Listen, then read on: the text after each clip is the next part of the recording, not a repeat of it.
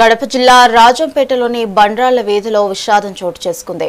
రాఘవ్ గుప్తా అని 21 ఏళ్ల యువకుడు ఇంట్లో ఫ్యాన్ కు ఉరివేసుకుని ఆత్మహత్య చేసుకున్నాడు. సమాచారం అందుకున్న పోలీసులు ఘటనా స్థలానికి చేరుకుని మృతదేహాన్ని పోస్టుమార్టం నిమిత్తం ప్రభుత్వ హాస్పిటల్ కి తరలించారు. బెంగళూరులో బిజినెస్ మేనేజ్మెంట్ కోర్సు చదువుతున్న యువకుడు పరీక్షల్లో ఫెయిల్ కావడంతో మనస్తాపానికి గురై బలవన్మరణానికి పాల్పడినట్లుగా ప్రాథమికంగా తెలిసింది. ఘటనపై కేసు నమోదు చేసుకున్న పోలీసులు దర్యాప్తు చేపట్టారు. ఇప్పుడు బండాల స్ట్రీట్లో ఉంటారు. ఈ పిల్లలు మార్నింగ్ సూసైడ్ చేసుకున్నాడు, హ్యాంగింగ్ చేసుకుని.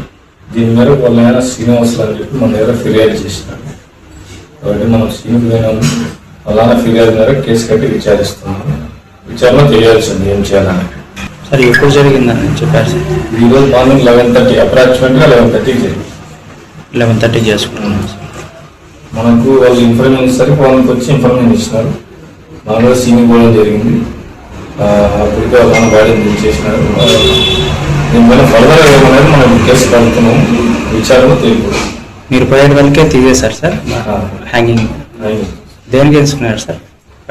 రీజన్ ఇంకా తెలియలేదు. ఇందులో BBA కోర్స్ చేస్తాడు బెంగళూరులో, అంటే బిజినెస్ బ్యాచలర్ బిజినెస్ కోర్స్.